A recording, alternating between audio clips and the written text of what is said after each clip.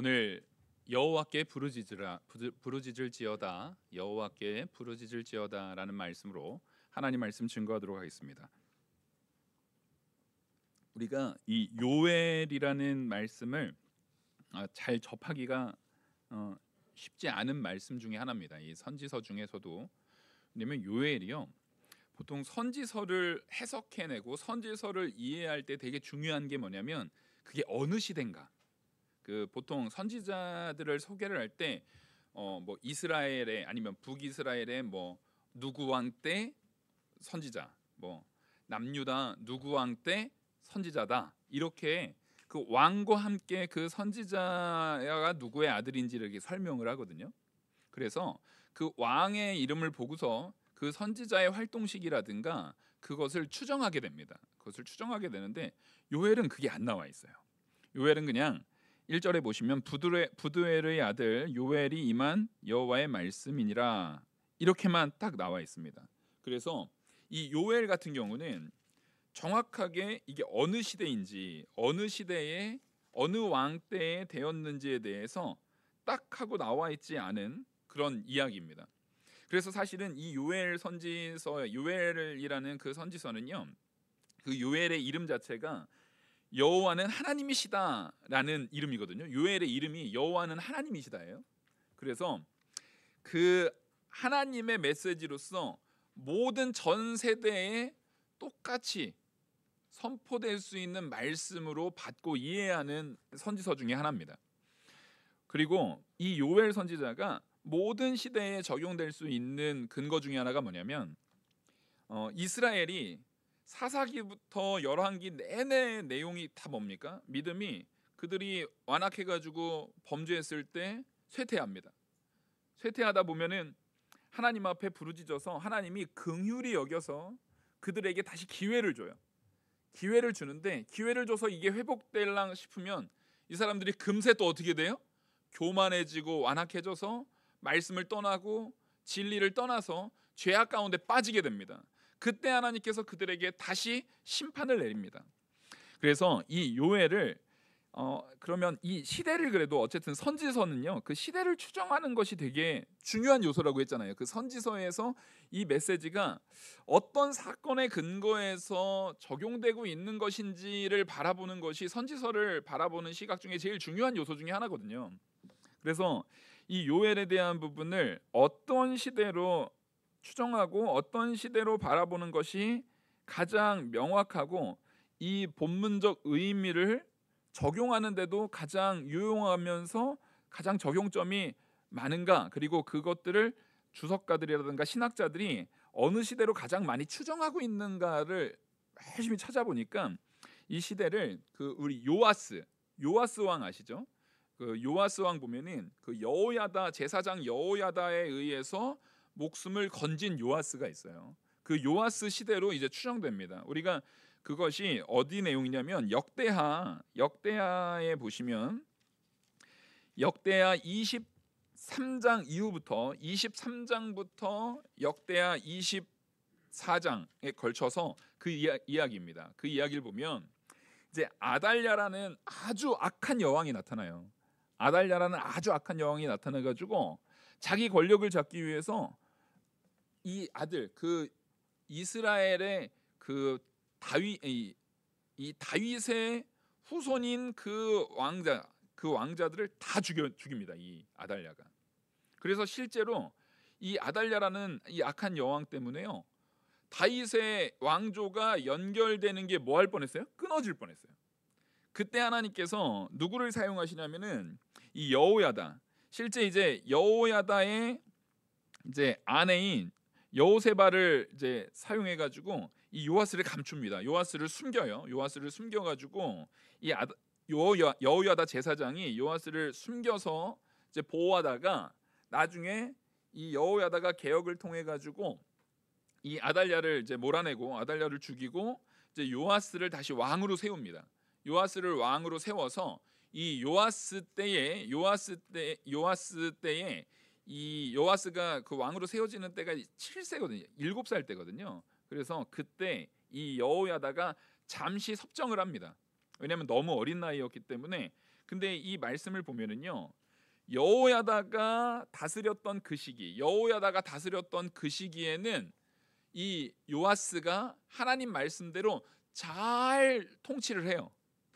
하나님 말씀대로 세워졌던 이 여호야다의 계획, 그러니까 실제로 요아스 왕 때의 진짜 주인공은요, 요아스 왕이 아니에요.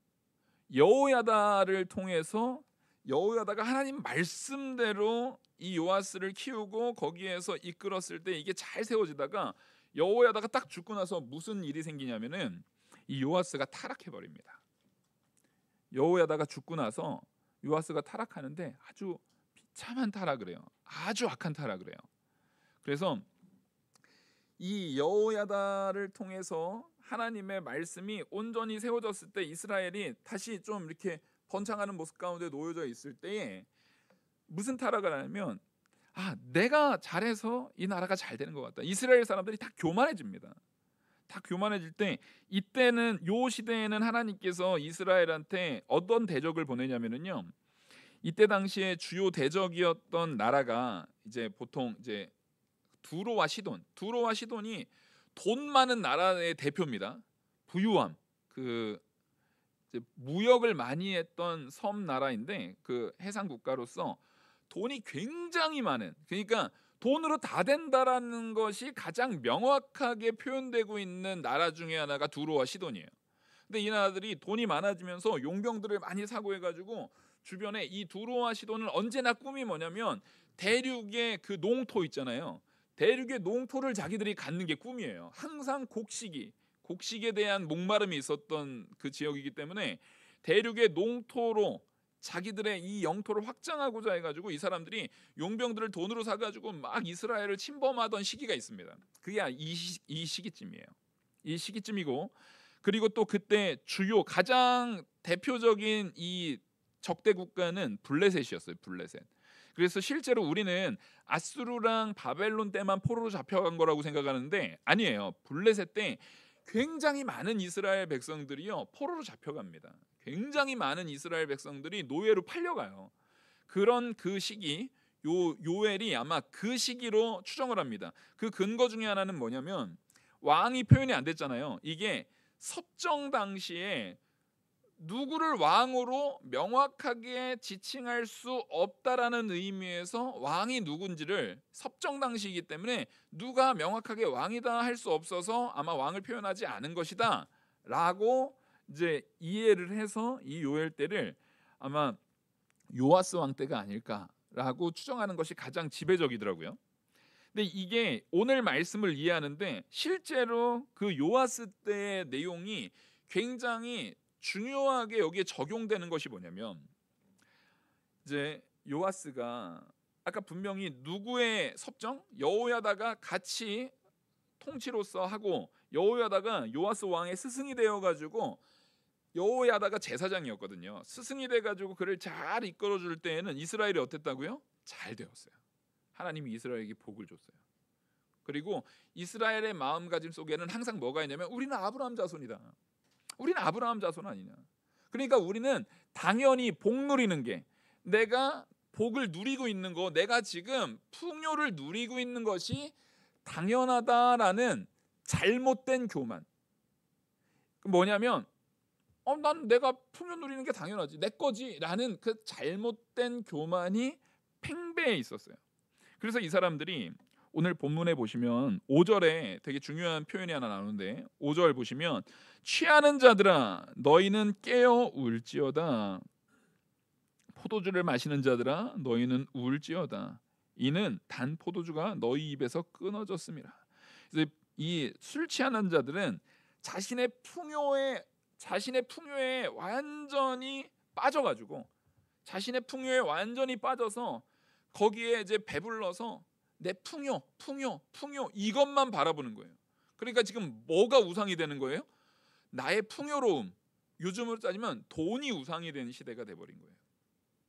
우리 진짜 너무 풍요로워, 나 잘 살아. 근데 내가 왜 잘 살까? 야, 우리 아브라함 자손이잖아. 당연하지. 야, 우리는 원래, 나는 당연히 풍요로워야 돼라는 생각 가운데 있는 거예요. 이 풍요는 원래 내 거야. 이 풍요는 원래 내 거야 라는 생각 가운데 빠져 있는 거예요. 근데 여러분, 잘 보셔야 됩니다. 우리가 지난주에 좋은 변화에 대한 부분을 얘기할 때 참된 변화는 내가 무엇인지를 알아야 되냐면 피조물인지를 알아야 돼요. 내가 누리는 모든 것들은 반드시 누구를 통해서 부어지는 은혜인 줄 알아야 됩니까? 하나님을 통해서 부어지는 은혜인 줄 알아야 돼요. 하나님께서 우리에게 부어주신 은혜로서 내가 누리는 거지 이게 원래 내게 아니에요. 그래서 우리는 그 11조의 개념, 헌물의 개념, 그리고 11조를 하면 여러분들은 자꾸 돈만 생각하는데 11조 가운데 돈은 제일 쉬운 부분을 얘기하는 거예요. 뭐든지 돈으로 해결할 수 있는 건 제일 쉬운 일입니다. 근데 진짜 11조라는 것은 나의 모든 것이 사실 누구 거라는 거예요? 예, 나 자체가, 나라는 존재 자체가 하나님 거라는 거예요.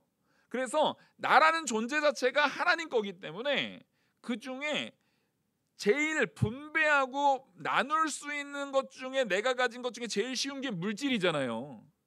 나를 10분의 1을 잘라가지고 드릴 수 있는 게 아니니까 제일 나에게 속해져 있는 것 중에 나눌 수 있는 것에 제일 쉬운 부분이 물질이란 말이에요. 그래서 하나님께서 네가 하나님 앞에 하나님 거다, 하나님의 소유다, 하나님의 피조물이다, 나는 하나님의 은혜로 사는 존재다 라는 것을 인정하는, 하나님 사실 제가 하나님 겁니다, 하나님이 우리의 창조주시고 하나님이 우리를 구원하셨고 우리는 하나님 겁니다라는 것을 표현하는 그 표현의 형태로서 제일 쉬운 게 11조, 헌금 이런 걸로 얘기를 한 것뿐이에요. 그러니까 내 마음에요, 내 마음에 나는 하나님 거다라는 마음이 없는 사람은 11조를 할 수가 없을 뿐더러 그런 믿음 없이 11조 하는 건 의미 없어요, 여러분. 그래서 교회는요, 헌금을 강조하기 이전에 뭐가 먼저 강조돼야 되냐면 내가 하나님의 백성인지가 먼저 강조돼야 돼요. 여러분들이 하나님의 백성으로서 내가 완벽한 온전한 믿음의 의식이 딱 있다면은요, 뭐 헌금하십시오, 물론 가르쳐야 되긴 하지만 그러지 않아도 스스로 하나님 앞에 드리게 되어 있어요. 그리고 그게 믿음으로서 그게 아직 자라나지 못해가지고 안 된 경우에는 교회는 뭐 할 줄 알아야 됩니까? 기다려줄 줄 알아야 됩니다. 그럼 믿음이 연약한 자들에 대해서요, 기다려줄 줄 알아야 돼요. 그것을 가장 잘못 적용하는 것은 뭐냐면 저 사람은 11조도 안 해, 저 사람은 헌금도 안 해. 물론 가르쳐야 돼요. 내가 하나님 거라고 한다면 원래 내 모든 것이 하나님 건데 그 중에 일부를 드림을 통해서 내가 하나님의 소유이다라는 것을 신앙 고백한다라는 개념으로서 드려져야 됩니다라는 것을 가리키긴 해야 되지만, 가리킨다고 해서 다 바로 바뀌나요? 학교에서 애들 가리킨다고 바로 다 100점 맞나요? 아니잖아요. 그래서 그것을 꾸준히 참고 가리키며 기다려주는 것이 교회 공동체여야 돼요. 그래서 우리는 누구를 함부로 판단하거나 함부로 비판하거나 저 사람 신앙생활 왜 저렇게 해? 라고 말하면 돼요, 안 돼요? 기다려줄 줄 알아야 돼요. 왜냐하면 나도 하나님께서 나를 기다려주시지 않았으면 우리 여기 있을 사람 하나도 없어요. 하나님도 나를 기다려줬듯이 기다려줘야 되는 거예요. 근데 이 기다려줌은 하나님의 은혜인 겁니다. 그러니까 기다려줌이요, 내가 누리는 특권이 아니라 하나님의 은혜로 부어진 거예요. 근데 이것을 너무나 당연하게 하나님 기다릴 거면 계속 기다려요. 나는 죽을 때까지 내가 하고 싶은 대로 다 살 테니까 나 죽을 때까지 기다렸다가 나 죽을 때만 딱 나 구원해요. 이걸 지금 하나님으로 섬기는 거예요? 하나님을 자기의 일종의 일실의 수단으로서 이용하고 있는 거예요? 이거는 하나님을 수단으로 이용하는 거예요. 하나님께서는 그런 잘못된 신앙에 대해서 이런 큰 심판, 커다란 심판을 가지고 그것을 분명히 하나님께서 정죄하고 계시다라는 거예요. 그래서 여러분, 정죄는 따라하겠습니다. 성도가 성도를 정죄하는 것이 아니다. 우리가 우리를 정죄하는 게 아니에요. 목사의 잘못을, 그래서 우리는요 항상 신앙생활 가운데 두려움이 있어야 돼요. 목회자가 말씀에 이 단 앞에 서서 말씀을 증거함에 있어서 거룩함이 없거나 생활에 있어서 거룩함이 없거나 정말 모든 일에 있어서 하나님을 거룩하게 섬기는 마음이 없다면은요, 그 사람은 정말 큰일 나요. 왜냐하면 하나님의 단죄함이 그에게 임할 거거든요. 마찬가지로 우리 성도님들도 마찬가지입니다. 하나님 앞에 내가 온전하게 서는 것이 굉장히 중요하다라는 것을 언제나 인식하고 있어야 돼요. 물론 믿음이 연약한 자가 바로 하지 못했을 때 그에게 나타나는 화는 작습니다. 근데 우리가 자라나잖아요. 그러면 자라나면 자라날수록 내가 자라남 가운데 바로 하지 못했을 때 당연히 자라난 만큼 그 사람한테 하나님은 더 많은 걸 물으십니까? 안 물으십니까? 더 많은 걸 물으실 거예요. 이런 거 설교하면은 목사님 전 그거 두려워가지고 믿음 생활 그래서 대충 하는 거예요. 저는 그냥 항상 믿음 어중간한 위치에 있어가지고 덜 혼날라고. 여러분, 신앙생활에 대충이라는 거 없어요. 성경은 우리에게 분명히 말합니다. 뜨겁든지 차든지 하는 거예요. 근데 우리는 자꾸만 내가 미지근한 어느 시점에 있어도 괜찮은 줄 알아요. 근데 그런 건 원래 존재하지 않아요. 그런 건. 하나님께서는 우리를 택하신 순간에 우리는 뜨거운 존재가 된 겁니다. 이미. 여러분들은 영원전부터 하나님의 택한 가운데 참된 성도로서 뜨거운 성도인 줄 믿으시기 바랍니다. 이거는요, 하나님께로부터 주어진 확증적 선언이기 때문에요, 내가 나는 온도를요 한 미지가 한 40도 쪽으로 맞출래요. 난 30도 맞출래요. 나는 그냥 대충 신앙생활 정말 어쩌다 한번 나오고 그래도 하나님께서 복만 이렇게 누리고 대신에 피곤한 그런 거는 내가 신경 쓰지 않도록 난 한 10도쯤에서 머물래요. 이런 건 없어요. 그런 건 존재하지 않아요. 단지 하나님께서는 물론 성도들 가운데 아직 믿음이 연약함을 통해서 예배 가운데 온전하지 못하고 부족한 요소에서 머물러 있는 사람들이 있죠. 근데 그 사람도 미지근한 존재가 아니라 하나님이 어떤 존재로 부르신 거예요? 뜨거운 성도로 부르신 거예요. 단지 내가 뜨거운데 뭐하질 못할 뿐이에요. 나의 뜨거움을 스스로 깨닫질 못하고 있을 뿐이에요. 근데 하나님께서 하나님의 때에 그에게 더 뜨거운 하나님의 역사로서 확 세워주는 때가 있어요. 근데 뭐든지 갑자기 그 뜨거움이 확 올라면 고통이 따릅니까? 안 따릅니까? 고통이 따라요. 근데 그 고통은 우리를 망하게 하시려는 고통이 아니라 우리를 참된 은혜 안으로 더 보다 본질적으로 하나님과의 관계가 온전하게 가까워지게 하기 위한 역사로서 하나님께서 이끄시는 거예요. 지금 이 요엘 선지자 당시에 이것을 만약에 제가 이제 해석하는 방식으로 이 여호야다, 이 요아스 왕 때의 시기로 본다고 한다면 이 요아스 왕이 갑자기 급격하게 얼마나 타락을 하냐면 제가 아까 말씀드렸던 역대기, 이 역대하 그 부분은 집에 가서 꼭 읽어보세요. 재밌어요. 거기 재밌는 스토리예요. 간략하게 좀 말씀을 드리면 이 여호야다가 요아스를 믿음으로 이제 섭정을 하면서 믿음으로 잘 이끌다가 여호야다가 죽었어요. 죽으면 그걸 잘 계승했어야 되는데 안타깝게도 요아스가 교만해졌습니다. 그래서 하나님이 주신 풍요에 취해가지고 이게 되게 무서운 거예요. 여러분, 사실상 우리는 잘 알고 있어야 돼요.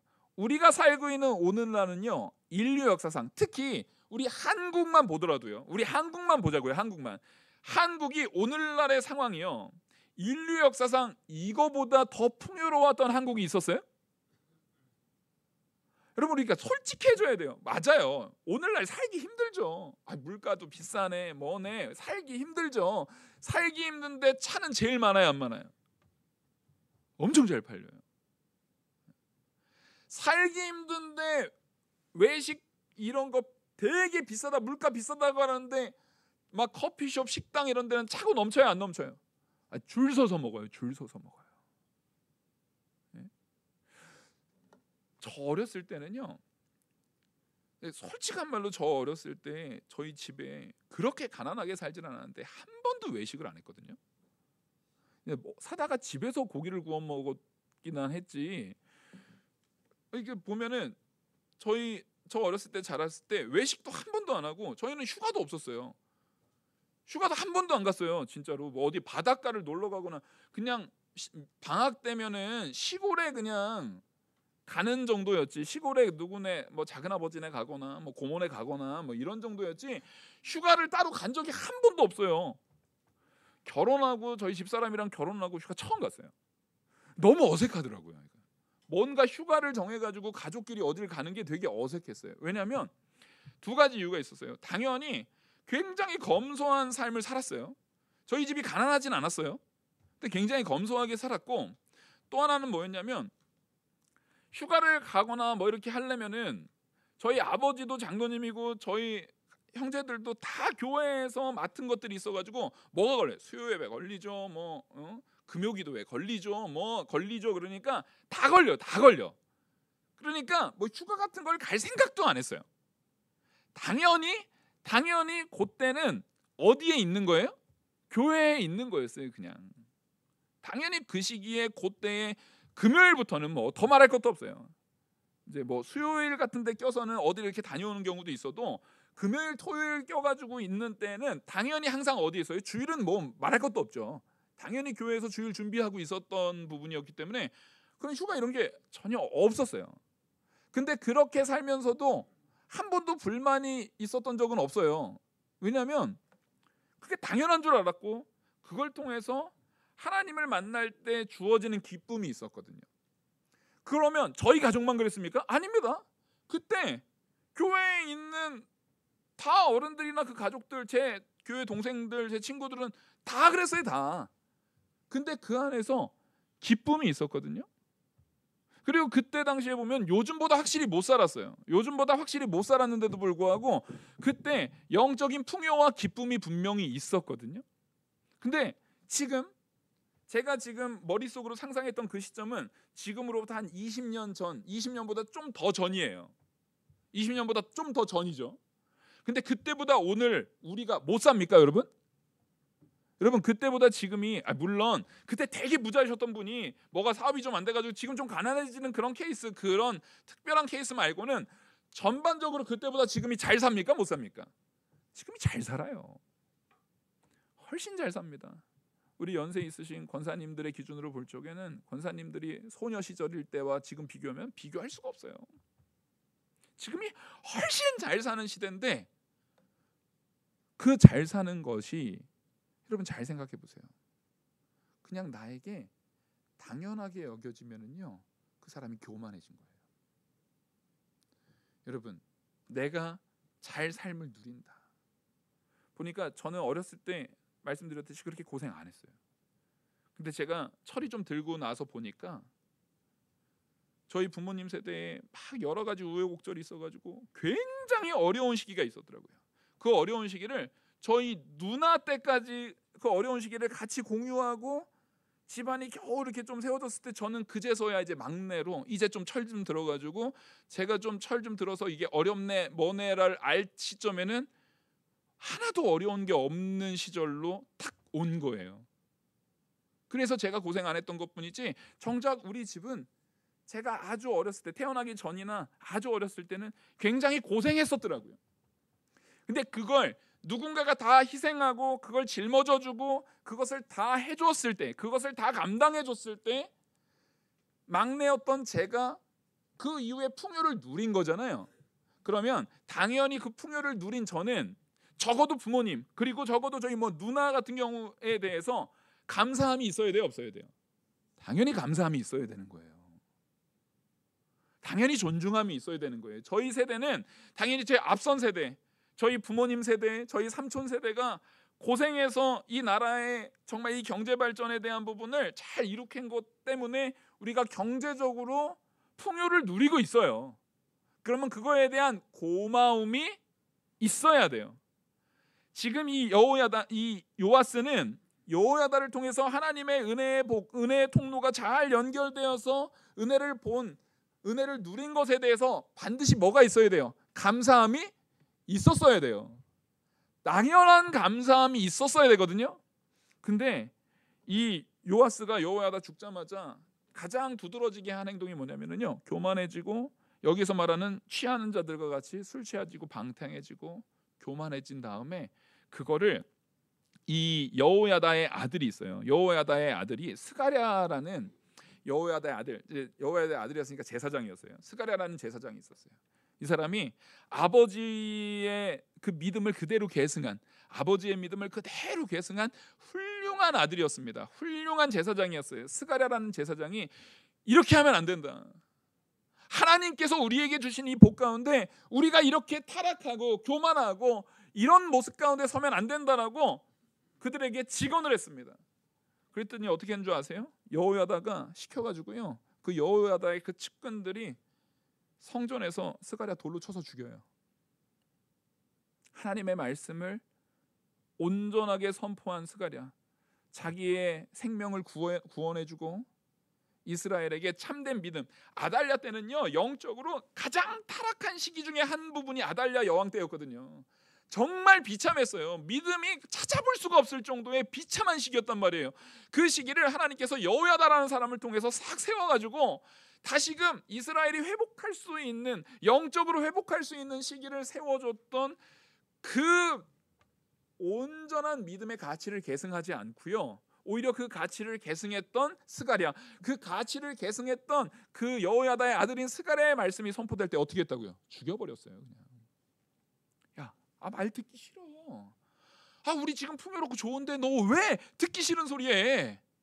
우리 지금 이대로 좋은데, 이대로 즐거운데, 이대로 기쁜데 너 왜 요즘 시대에는 맞지도 않은, 요즘 시대에는 별로 듣고 싶지도 않은 그런 말로 회개를 촉구하는 그런 말이나 해대고, 야, 나 진짜 너 싫어, 보기 싫어, 보기 싫어 해서 죽여버린 거예요. 그 상황 가운데 이 요엘이 이 말씀을 선포하고 있는 거예요. 너희가 그렇게 하나님의 말을 듣기 싫어하고 하나님 앞에 온전히 드려야 될 것을 하나님께로부터 받은 거잖아요. 지금 하나님께 받았는데, 하나님께 받은 것은 반드시 이게 누구 건지를 먼저 알아야 됩니까? 하나님 건지를 반드시 알아야 됩니다. 그래서 하나님께 받은 것은 원래 이스라엘의 개념 안에, 이스라엘적인 이 신앙적 개념 안에 첫 열매는, 첫 것은 누구한테 바쳐요? 하나님께 바치는 겁니다. 여러분, 여기서 뭐 첫 열매 11조 그런 거 다 바치고 어떻게 살아요? 그게 얼마 안 돼요. 하나님께서 부어주실 풍족함에 비해서는요 아주 극소량이에요. 그걸 통해서 하나님은 뭘 요구하시는 거냐면, 너 내 백성 맞다라는 거를 항상 기억해라. 너 내 백성이다. 제가 이거를 뭘로 비유했습니까? 아담이 에덴 동산에 사는데 동산 중앙에 있는 선악을 알게 하는 나무의 실과를 볼 때, 아담은 그 에덴 동산에 있는 모든 실과를 다 주장하고 다 먹을 수 있고 다 다스릴 수 있어요. 모든 풍요를 다 누릴 수 있어요. 근데 뭘 볼 때마다요? 선악을 알게 하는 나무를 볼 때마다 맞아, 여기가 내가 지금 다 누린다고 해서 내 게 아니지. 내가 다 누린다고 해서 이거 내 게 아니라 이거 하나님 거지. 하나님의 은혜로 내가 누리는 거지. 하나님께서 주신 복으로 내가 누리는 거지 라는 것을 잊지 말라는 거예요. 근데 풍요에 취해버리면은 어디까지 가버리게 되냐면요, 그 작은 요소까지도 하나님 거라고 말하는 게 싫어요. 그 작은 부분까지도 하나님 거라고 말하는 게 내가 기분이 나빠요. 이게 왜 하나님 거야, 내 거지. 뭐가 하나님 거야, 다 내 건데 라고 하고 싶은 마음이 생기는 거예요. 근데 그 자리에 스가랴 같은 사람이 와서 그거 하나님 겁니다, 하나님이 주신 겁니다, 하나님의 은혜로 된 겁니다 라고 말하면 그 말이 어때요? 듣기가 싫어요. 뭔 말도 안 되는 소리예요. 하나님이 뭐 했는데? 내가 일할 때 하나님이 뭐 해줬어요? 내가 노력할 때 하나님이 뭐 해줬는데? 그러면서 그 말을 하는 사람을 죽이고 싶은 거예요. 스가랴는 그래서 죽었어요. 하나님께서 그 죽음 앞에 이스라엘에게 큰 진노를 하시는 거예요. 여기에서 이 4절에 보면 팥중이, 메뚜기, 그러니까 팥중이가 먼저 와서, 이게 메뚜기 재앙이 당시에 그 근동 지방에는요, 메뚜기 재앙이 굉장히 무서운 재앙이에요. 한 번 오면 싹 쓸어버려요. 근데 보통 한 번만 와도 완전히 쓸어버리는 거잖아요. 근데 팥중이가 먼저 하나 와요. 그러니까 지금 여기 팥중이, 메뚜기, 느치, 황충은 이 메뚜기의 종류라고 보통 해석을 합니다. 이 메뚜기의 4가지 종류. 우리도 메뚜기 보면은 메뚜기 비슷한 건데 다르잖아요. 너무 헷갈린 거예요. 어떤 건 여치래, 어떤 거는 송장 메뚜기라고 그러고, 어떤 아유 헷갈려 죽겠어요. 지금도 잘 모르겠어요. 이건 방앗개비래요. 아니 여치랑 방앗개비가 뭐가 다른 거예요 도대체? 뭐 다리 이렇게 하면 여치고 뭐 요렇게 뛰면 방앗개비고 뭐 하여튼 뭐 다 달라요. 막 하여튼 너무 어렵더라고요. 그래서 저는 지금까지도 그걸 모르겠어요 잘. 그러니까 여기에서 지금 말하는 것도 어쨌든 걔네들이 일정하게 그 무리가 확 오면은요 나만 아는 게 있어요 없어요? 나만 아는 게 하나도 없어요. 근데 그게 네 종류로 네 번이나 와요. 그리고 이거는요 실제로 이거를 그냥 환상 비유로 생각해가지고 이 황충이와 같이 팥중이 같이 메뚜기 같이 느치 같이 황충 같이 그런 나라들에서 괴로움을 당한다가 아니라 이건 진짜 메뚜기 재앙이 온 거예요. 실제로 메뚜기 재앙이 온 거예요. 실제로 메뚜기 떼가 와가지고 싹 갉아먹어 버린 거예요. 그것도 네 번이나. 그래서 팥중이, 메뚜기, 느치, 황충이 왔어요. 그 다음에는요 그렇게 지나갔어도 사람들이 뭐가 하면 걔네들이 와도 동물은 안 잡아먹잖아요. 메뚜기가 막 소한테 붙어가지고 소 갉아먹어요? 그러진 않아요. 그러니까 아직 소는 남았어요. 그리고 메뚜기가 이 잎사귀랑 열매는 갉아먹는데 땅에 뿌려져 있는 뿌리 채소리라든가 그건 먹어요 안 먹어요? 그건 못 먹어요. 그래서 옛날에 그거 왔어도 사람들이 그러면 다 땅 파먹고 캐먹고 살았대요. 근데 그 다음에 하나님께서 무슨 화를 내리시냐면 오늘 본문에서 말한 것처럼 그 다음에 가뭄을 줘버려요. 그리고 당시의 대적이었던 두로, 시돈, 블레셋 같은 대적들을 또 보내고 버려가지고 다 불살라버려요. 그러니까 남은 게 있어요 없어요? 남은 게 하나도 없어요. 가뭄과 이 다른 대적들에 의한 환난으로요 동물까지 하나도 남지가 않아요. 근데 그 이유에 대해서 하나님이 뭐라고 말하냐면 자 여호야다 때 뭐가 회복됐습니까? 예배가 회복됐어요. 당시에 예배라고 하는 것은 제사를 얘기하는 겁니다. 그래서 제사 중에 매일 드리는 제사가 있어요. 매일 드리는 게 소제와 전제. 이게 뭐냐면 가장 하나님과의 제사 드리는 우리가 막 속죄제, 속건제 이런 거는 이벤트가 있을 때만 하는 제사예요. 그러니까 1년 중에 한 번 하거나 아니면 자기가 무슨 특별한 죄를 지었거나 이럴 때 말고 일상의 예배로, 일상의 제사로 우리로 따지면은요 지금 우리가 일반적으로 예배 드리는 예배 있잖아요. 매일 새벽 예배 드리고 매일 주일 예배 드리고 이거는요 전제와 소제에 가까워요. 아시겠죠? 이건 전제와 소제에 가까워요. 그 전제와 소제가 뭘로 드리는 거냐면 곡식으로 드리는 겁니다. 소제는 곡물을 불로 태워가지고 올려 드리는 거예요. 이 전제는 포도주를 부어서 드리는 거예요. 그래서 제가 그 사도 바울이 내가 전제와 같이 부어졌으니라고 말할 때 그게 뭐라고 했습니까? 포도주를 부어주면은 포도주는 그 불 태워지는데 부어지면 포도주는 흔적이 남아요 안 남아요? 곡식도 재가 남고요. 고기 같은 거 태워도 다 재와 뼈 뭐 이런 게 남는데 전제 포도주로 부어지는 건 남아요 안 남아요? 하나도 안 남아요. 그래서 내가 하나님 앞에 온전히 부어지는 예배를 드리고도 누구는 남지 않는 예배? 나는 없이 하나님께만 영광 받으시는 그 예배를 이 전제와 같이 부어졌다라고 표현한 거예요. 그러니까 우리는요 나를 남기는 존재가 아니라 오직 하나님만 남기는 존재가 되는데 이 사람들은 하나님 앞에 예배 드리기를 싫어하는 거예요. 야 그거 다 내 건데? 그거 곡물 다 내 건데? 그러니까 그렇게 표현한다는 얘기는 누가 줬다라는 것을 전혀 인정하지 않는 겁니까? 하나님이 줬다라는 것을 전혀 인정하지 않는 거예요. 그러니까 하나님께서 그래 니네 내가 준 거를 니네 마음대로 하네? 내가 주는 거 너희 필요 없구나. 자 이스라엘 땅이 애굽 이집트와 이스라엘 땅의 가장 큰 차이가 뭐라고요? 애굽은 항상 홍수가 나면 나일강이 범람하면은 항상 옥토와 같이 풍요로운 땅이에요. 근데 가나안 땅은 이스라엘 백성들이 가나안 땅은 누구의 은혜 없이는 살 수 없는 땅이에요? 하나님의 은혜 없이는 살 수 없는 땅이에요. 하나님께서 이스라엘 백성들을 그 가나안 땅에다가 살게 하신 이유는 바로 그거예요. 오늘날 우리도 모든 택한 백성은 누구 은혜 안에서만 살 수 있다? 하나님 은혜 안에서만 살 수 있다라는 것을 형상적으로 보여준 사건이에요 그게. 그래서 가나안 땅에서 농사가 잘 되려면은 뭐와 뭐가 있어야 됩니까? 이른 비와 늦은 비가 있어야 돼요. 사람이 이른 비와 늦은 비의 시기를 사람이 조정할 수 있어요? 누가 주셔야 되는 겁니까?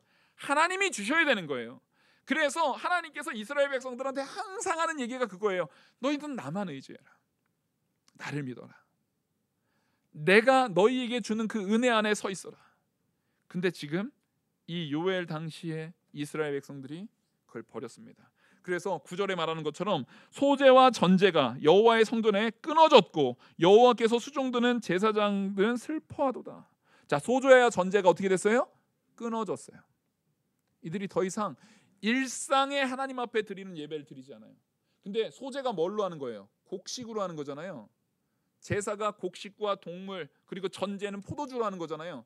지금 소출에 의해서 곡식이라든가 포도주라는 포도 열매라는 소출에 의해서 이루어지는 모든 소재를 이스라엘이 전제와 소재를 다 안 해버리니까 하나님과의 관계를 완전히 끊어버리고 나 필요 없어. 하나님 필요 없고 나는 그냥 내가 일해가지고 내가 벌어서 먹고 산 이걸로 내 스스로 만족하면서 풍요롭게 살 거야 라는 그 고백 가운데 하나님께서 그러시는 거예요. 그래? 그럼 내가 너희들한테 줄 필요 없네? 내가 너희들을 그동안에 보호했던 그 보호, 하나님께서 특별히 심판을 내리시는 게 아니라 하나님이 그동안 보호했던 보호를 그래 괜찮아? 알았어. 내가 그럼 너희들에게 보호를 다 걷어가 버릴게. 너희들을 보호하던 그 보호를 내가 싹 걷어갈 테니까 이젠 너희들 내가 무신경하게 너 알아서 살아봐. 자녀가 철없는 자녀가 부모한테 엄마가 나한테 해준 게 뭐가 있어요? 아빠가 나한테 해준 게 뭐가 있어요? 라고 할 때 부모가 정말 그 자녀에게부터 이 철없는 이 미성년자 자녀한테 걔네들한테 부어주는 그동안의 헌신과 희생을 싹 걷어가려 버리면 걔네들 어떻게 돼요? 살 수 있습니까? 사실상 오늘날 같은 때도 걔네들이 굉장히 힘들어할 거예요. 근데 지금 하나님께서 우리에게 부어주시는 것은 부모와 자녀의 관계가 아니에요. 그냥 인간적 부모와 자녀 수준의 관계가 아니라 창조주와 피조물의 관계예요. 하나님께서 이 자연 모든 만물의 섭리를 멈춰버리시거나 우리에게 부어주신 은혜를 걷어가 버리시면 우린 살 수 있는 자가 없어요. 너희들이 그렇게 말한다면 내가 걷어가 버릴게. 너희들이 예배를 하지 않는다면 내가 걷어가 버릴게 하면서 하나님이 싹 걷어가실 때 이스라엘에 지금과 같은 멸망이 있는 거예요. 큰 환난이 있는 겁니다. 우리는 이 오해를 통해서 뭘 알 수 있냐면 오늘날 적용해야 될 게 뭐냐면 전제와 소재가 뭐에 가장 가까운 거라고요? 오늘날의 일상적 예배. 일상적 예배, 전제와 여기서 특별히 소재 같은 경우는요 매일 드리는 제사입니다. 한 줌, 이 곡식 한 줌을 매일 태워드리는 거예요. 우리는 요즘 그래요. 목사님 교회가 예배가 너무 많아요. 교회가 예배가 너무 많아가지고 너무 힘들어요. 목사님도 설교 준비할 거 너무 많으니까 자꾸만 교회를 좋은 쪽으로 개혁하자라는 말을 하면서 교회가 자꾸만 변화돼야 된다는 말을 하면서 한다는 게 교회의 예배의 질을 높이기 위해서 예배의 숫자를 자꾸 줄여야 된대요. 그 도대체 어디서 나오는 논리예요? 성경에서는 아니거든요, 확실하게. 자, 제가 묻겠습니다. 말씀의 질이 목회자의 똑똑함에서 나옵니까? 하나님의 임재하심에서 나옵니까? 확실히 믿으시죠? 여러분, 말씀의 질이요 목회자의 똑똑함에서 나왔으면 저 같은 사람을 청빙하셨으면 안 돼요. 여러분들은 저기 박사학위 좀 있으시고 지금 저기 미국에서 지금 버터 좀 먹고 이렇게 그러신 분들을 데려왔어야죠. 설교하면서 영어도 좀 갖다 이렇게 섞어 쓰면서 그런 분들을 데려오셨어야죠. 근데 분명한 건 예배는요 우린 착각해요. 제가 일주일에 설교를 딱 3편만 딱 준비하면, 요즘에 보통 목회자들의 평균 설교 편수가 많은 설교 편수가 평균 3편이면은 그 목회자가 꽤 많은 설교를 하는 거래요. 이게 말이 됩니까? 그러면 새벽 예배 당연히 안 한다는 얘기죠. 수요 예배 안 한다는 얘기예요. 금요기도 없어요. 주일 아이들을 만나는 그 설교 이런 거 없을 거예요 아마. 지금 뭘 한다는 거예요 도대체? 우리는 설교의 질, 예배 하나의 퀄리티를 높이기 위해서 예배를 줄여야 된다라고 말하는 말도 안 되는, 성경에는 있지도 않은 얘기를 하고 있어요.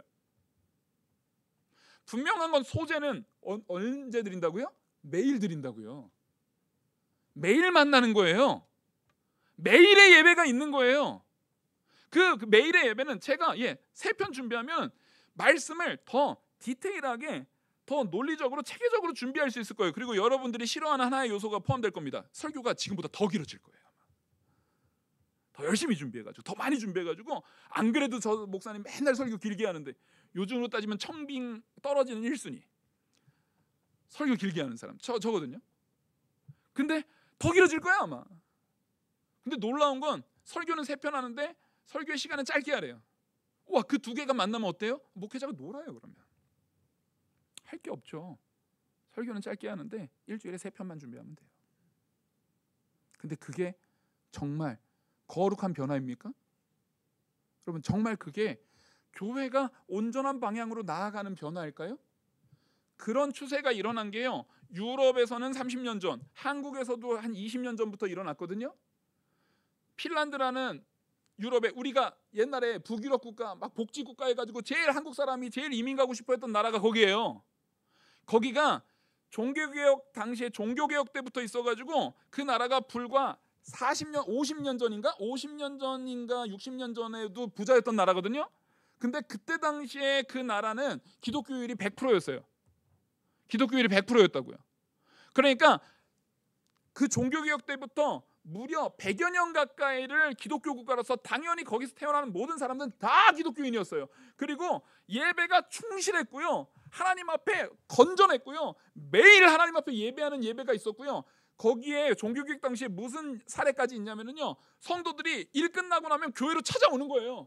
목사님, 저희 예배 좀 드려주세요. 그럼 목사님이 집에 있다가도 성도들이 오면은 밤에도 화요일이 됐든 목요일이 됐든 성도들이 와서 예배 좀 드려주세요 하면 예배하는 게 그 나라의 모습이었어요. 그랬더니 하나님이 그 나라에 복을 줘가지고 우린 모두가 와, 좋은 나라 좋은 나라 좋은 나라 했는데, 지금 그 나라 요즘 통계로는요 10%가 안 돼요, 기독교인이. 근데 그 10%가 다 누구예요? 곧 돌아가실 분들. 곧 돌아가실 분들. 근데 한국은 다릅니까? 시간만 다를 거예요. 우리도 여러분 얼마 남지 않았어요. 우리 리브가가 아마 이제 곧 돌아가시기 전쯤 되면은 그쯤 되지 않을까. 에스더까지는 기회가 안 갈 수도 있어요. 에스더 전에는 우리가 하나님께서 심판을 내리실지도 몰라요. 여러분, 이게 얼마나 심각한 상황인지를 아셔야 돼요. 우리가 자녀에게 지금 제 가슴이 너무 아픈데, 여호야다가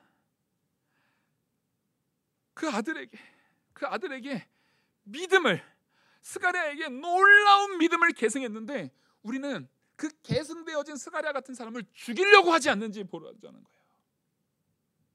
그를 그냥 죽여버리고 그런 잔소리 안 듣고 편하게 그냥 살기를 원하는 게 아닌가를 한번 돌아보자는 거예요. 여러분, 우리가 자녀에게 뭘 남겼습니까?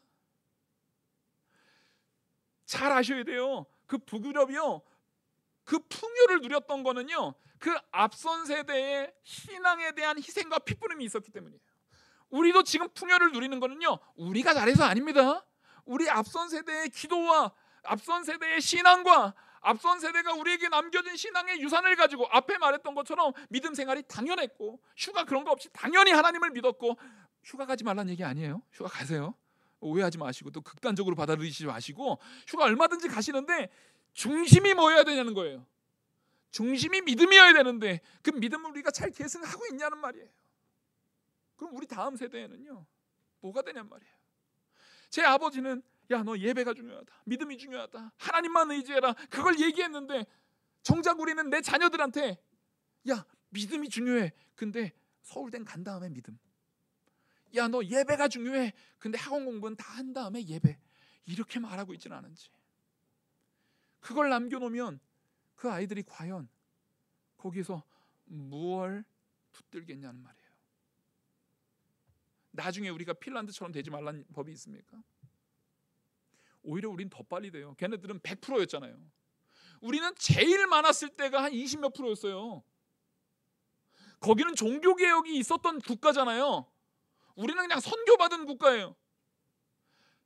본질적으로 보더라도 우리가 상대가 안 될 정도로 연약한 자리에 시작했는데, 그러다 보니까 더 급격하게 타락하고 있어요. 더 급격하게 믿음이 깨어지고 있어요. 근데 예배를 자꾸 줄이세요. 설교의 양을, 목사님들을 걱정하는 것처럼 얘기를 해요. 목사님 설교 양 줄이셔야 돼요. 목사님 목회는 롱런인데, 목회는 장기전인데 그렇게 설교하다가 목사님 죽어요. 그러면 하나님이 죽이시면 죽으면 되는 거예요. 설교 3편 준비하나, 설교 12편 준비하나, 어차피 하나님께서 주신 은혜 안에 사는 건데, 그럼 시간을 딴 데 안 쓰면 돼요. 딴짓 하는 거 덜 하면 되는 거예요. 딴 일, 딴 취미생활 그런 거 안 하고 말씀 중심으로 하나님 말씀 보고 그렇게 말씀 전할 때 능력은 하나님께로부터 오는 줄 믿으시기 바랍니다. 마땅히 우리 성도님들도 마찬가지예요. 예배를 오려고 하면은 당연히 걸리는 게 많죠. 새벽엔 졸려서 걸리고, 수요일에는 일정들이 걸리고, 주일날에는 또 무슨 이 일정 저 일정 어디 약속 뭐 많이 걸리잖아요. 등산 가야 되지, 건강도 챙겨야 되지, 건강이 우상되니까 건강 때문에 산 가야 되지, 또 관계 때문에 어디 가야 되지, 뭐 가야 되지, 뭐 가야 되지. 왜 이렇게 걸리는 게 많아요? 걸리는 게 많다는 얘기는 그 중심에 누가 우선이지 않다는 얘기입니까? 하나님이 우선이지 않다는 얘기예요. 근데 그거를요 되게 당연하게 설득하고 있어요. 되게 당연한 것처럼. 교회가 예배의 퀄리티를 높이려면요 설교를 줄여야 돼요. 말도 안 되는 소리입니다. 예배의 진짜 본질은 따라하겠습니다. 하나님과의 만남. 자, 누가 누구를 만나는데, 잘 생각해 보세요. 그 관계가 좋아지려면 자주 만나고 사랑하는 사람이 자주 만날 때 관계가 좋아져요. 띄엄 가뭄에 콩나듯 몸에서도 멀어지고 눈에서 멀어지는 게 관계가 좋아져요. 집에서 맨날 부부싸움 하셔서 그런가, 맨날 보니까 싸우기만 해요, 이런 거예요? 그런 거 아니잖아요. 사랑하는 사람은 자꾸 봐야 사랑도 성숙해지고 커지는 거예요. 눈에서 멀어지면 마음에서도 멀어져요. 그러면 예배가 진짜 값진 예배는 설교의 그런 말 그대로 미사오구라든가 설교의 표현이라든가 그런 게 되게 세련되고 이게 예배의 퀄리티가 아니라니까요. 예배가 진짜 풍요롭고 참된 퀄리티, 참된 능력이 있으려면 하나님과의 관계가 좋아야 되잖아요. 여러분 생각해 보십시오. 제가 암만 설교 잘해봤자, 물론 잘하지도 못하지만 암만 설교 잘해봤자 여러분들이 하나님과의 관계가 엉망이잖아요. 그럼 은혜가 돼요, 안 돼요?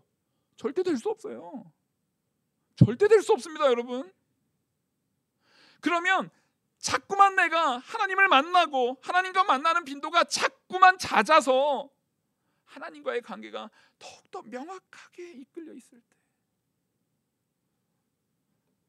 하나님을 열심히 부르짖는 성도가 될 때, 하나님과 교제함이 항상 이루어지는 존재가 될 때 더욱더 끈끈해지는 겁니다. 여러분, 예배를 회복하시기 바랍니다. 예배가 온전히 세워져야 돼요. 오늘 9월 총동원 새벽 예배를 했어요. 여름 내내 너무 지치셔서 그랬는지 별로 안 와요. 영상으로 들으신 분도 그렇게 많지 않아요. 우리 한 달에 딱 한 번 총동원 새벽 예배, 1년이면 12번 드리자고 얘기하고 현수막까지 하고 광고도 하고 하는데 참여를 안 해요. 매일 새벽을 나오시는 분들이 또 있어요. 거의 그분에서 몇 명 추가되는 거예요. 여러분, 이건 뭐가 잘못된 겁니다. 예배를 깨우셔야 돼요. 내가 먼저 예배로 깨워져야 그게 자녀에게 계승돼요. 자녀한테 뭐 남기실 겁니까? 야, 우리 때는 기도의 은혜가 있었어. 우리 때는 예배의 은혜가 있었어. 우리 때는 예배의 즐거움이 있었어. 근데 넌 없네. 넌 영적으로 굶어 죽어라. 이러실 거예요? 이거 뭐랑 똑같냐면요, 야, 우리 때는 하늘 보면은 별이 엄청 많았어. 우리 때는 공기가 너무 좋아가지고 마스크 쓸 필요도 없었어. 미세먼지 그런 거 걱정 안 했어. 그러면 자녀 입장에서는요, 그럼 누가 더럽게 했는데 이거? 자기들이 더럽게 만들어 놓고서. 그러면 본인들은 다 그거 누리고 자녀들한테는 더러운 공기 남기고 더러운 물 남기고 더러운 거 남긴 거잖아요. 여러분, 우리 전 세대가 영적으로 가치 있는 것들을 우리에게 남겼는데 우리가 그거를 자녀에게 온전히 지금 전달해 주고 있습니까? 그거를 마음에 새기고 회개하는, 돌이키는. 그래서 우리 부모 세대가 하나님을 부르짖었듯이 나도 여호와를 부르짖고 우리 자녀도 그 자손 만대에 이르기까지 여호와를 부르짖게 하는 저와 우리 모든 성도님들 되기를 간절히 축원합니다. 기도하시겠습니다. 은혜와 사랑이 무한하신 하나님 아버지, 우리의 영적 가치가 온전히 깨어지는 참된 진리의 은혜가 있는 교회 되게 하여 주시옵소서. 아버지 하나님께서 능력으로 우리를 주장하시고 이끄셔서 오직 하나님만 의지하고 하나님 앞에 예배함에 있어서 부족함이 없도록, 또 자주 하나님을 만나는 예배에 참여함에 힘쓰는 우리가 되게 하여 주시옵소서. 이 모든 말씀 살아계시는 우리 주 예수 그리스도의 이름으로 기도 올리옵나이다. 아멘. 찬송가 280장